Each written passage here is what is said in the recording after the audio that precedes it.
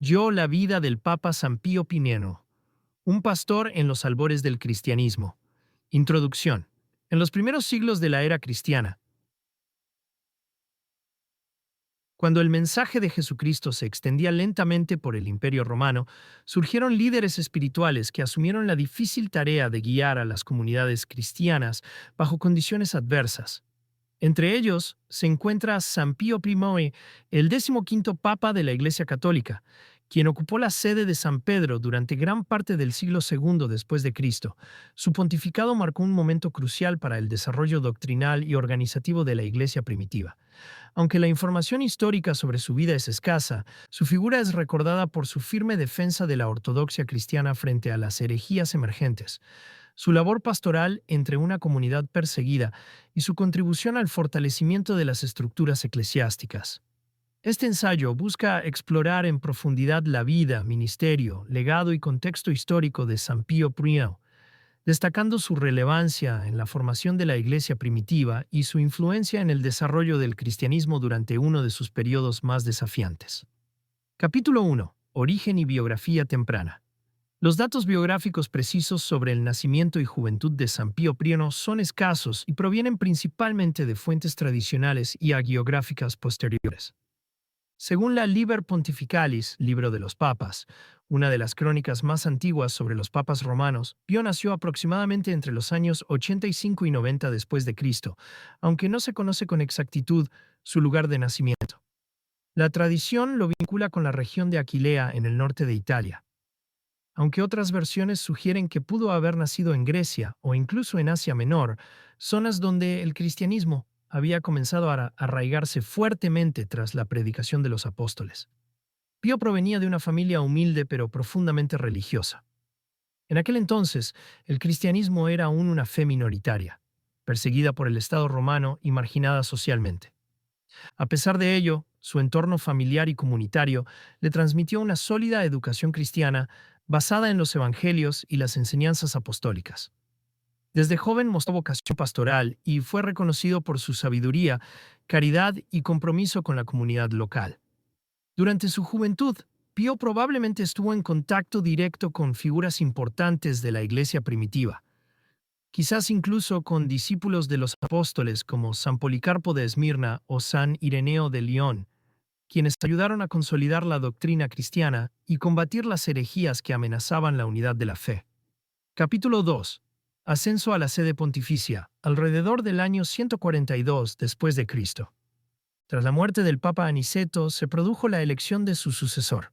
El proceso de selección del Papa en aquellos días no era tan formalizado como en épocas posteriores. Generalmente era resultado de la elección popular entre los líderes más respetados de la comunidad cristiana romana. Tras un periodo de oración, reflexión y consulta entre los presbíteros y fieles, Pío fue elegido como nuevo obispo de Roma. Su nombramiento fue recibido con entusiasmo por la comunidad cristiana, que buscaba liderazgo firme en medio de crecientes tensiones tanto externas como internas. Por un lado, el cristianismo seguía enfrentando persecuciones esporádicas por parte del Estado romano. Por otro, dentro de la propia Iglesia surgían corrientes teológicas que distorsionaban el mensaje original del Evangelio. San Pío asumió su cargo con el firme propósito de defender la pureza de la fe y proteger a los fieles perseguidos. Su pontificado se prolongó hasta aproximadamente el año 157 después de Cristo, según la mayoría de las estimaciones, lo que lo convierte en uno de los papas con mayor duración de los primeros siglos de la historia de la Iglesia. Capítulo 3. El ministerio del Papa San Pío I. Durante su extenso reinado, San Pío I dedicó grandes esfuerzos a tres áreas fundamentales: la defensa de la doctrina cristiana, la organización de la Iglesia y la promoción de la caridad cristiana. Cada uno de estos aspectos marcó su pontificado y dejó un legado perdurable. Primera, defensa de la ortodoxia contra las herejías. Uno de los mayores desafíos a los que se enfrentó San Pío fue la proliferación de herejías que ponían en peligro la unidad y la pureza de la fe. Durante el siglo II, el gnosticismo y el marcionismo eran dos de las corrientes heréticas más influyentes. El gnosticismo proponía una visión dualista del mundo, afirmando que la materia era inherentemente mala y que el Dios del Antiguo Testamento era distinto del Padre Celestial revelado por Jesucristo. Esta visión negaba la encarnación real de Cristo y, por ende, la redención humana a través de su muerte y resurrección. Por otro lado, el marcionismo fundado por Marción de Sinope sostenía que el Nuevo Testamento debía separarse completamente del Antiguo, rechazando así la continuidad entre la promesa hebraica y la venida de Cristo. Marción también negó la verdadera humanidad de Jesús, afirmando que solo tuvo una apariencia corporal. San Pío I se opuso firmemente a estas corrientes, trabajando junto con otros obispos para excomulgar a sus líderes y erradicar su influencia en las comunidades cristianas. Se dice que participó en concilios locales y escribió cartas pastorales destinadas a instruir a los fieles sobre la verdadera doctrina cristiana. También se le atribuye haber ordenado la recopilación y estudio de los escritos apostólicos, sentando las bases para el futuro canon bíblico. Bajo su liderazgo, se reforzó la autoridad de los evangelios y las epístolas de Pablo, considerándolos normativos para la vida cristiana. Segunda organización y disciplina eclesiástica. Otra de las preocupaciones centrales de San Pío fue la organización interna de la Iglesia. Con el crecimiento constante de las comunidades cristianas, era necesario establecer reglas claras sobre la jerarquía, la liturgia y la moral clerical. Se aseguró de que los sacerdotes y diáconos fueran formados adecuadamente y vivieran vidas ejemplares, alejadas de la corrupción y el abuso de poder. También promovió la celebración regular de la Eucaristía, insistiendo en que fuera realizada únicamente por ministros autorizados y bajo condiciones dignas. Además, San Pío estableció normas para la administración de los sacramentos, especialmente el bautismo y la penitencia. Enseñó que el bautismo era el único camino hacia la salvación y que debía realizarse con agua y en nombre del Padre, del Hijo y del Espíritu Santo, tal como lo había mandado Cristo. También reguló la confesión sacramental, enfatizando la importancia del arrepentimiento sincero y la reconciliación con la comunidad cristiana. Esta visión influyó profundamente en la evolución de la disciplina eclesiástica en los siglos siguientes. Tercera promoción de la caridad y asistencia social. San Pío I también se destacó por su atención especial a los pobres, enfermos y necesitados. En un periodo en el que el Estado romano ofrecía poca protección social, la Iglesia se convirtió en una institución clave para brindar ayuda material y espiritual a las clases más vulnerables. Bajo su dirección se organizaron redes de asistencia que incluían la distribución de alimentos, la atención médica rudimentaria y el cuidado de viudas y huérfanos. También fomentó la creación de cementerios cristianos, donde los fieles pudieran ser enterrados con dignidad, lejos de las prácticas paganas imperantes. Este enfoque caritativo no solo fortalecía la cohesión interna de la comunidad cristiana, sino que también atraía a muchos simpatizantes que observaban el contraste entre la indiferencia del Estado y la solidaridad de los cristianos. Capítulo 4.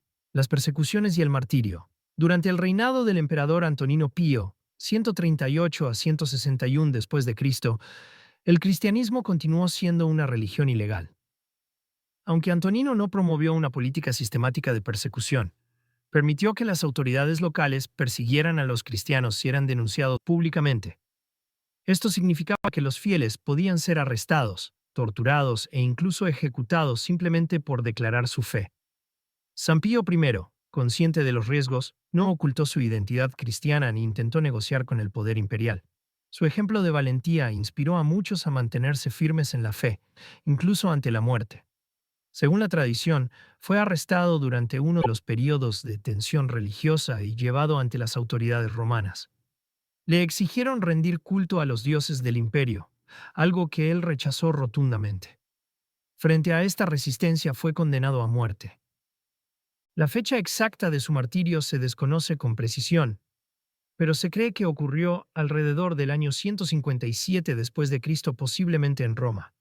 Las versiones sobre su muerte varían. Algunas sostienen que fue decapitado, otras que fue crucificado al estilo romano, y otras que fue arrojado al río Tíber con una piedra atada al cuello.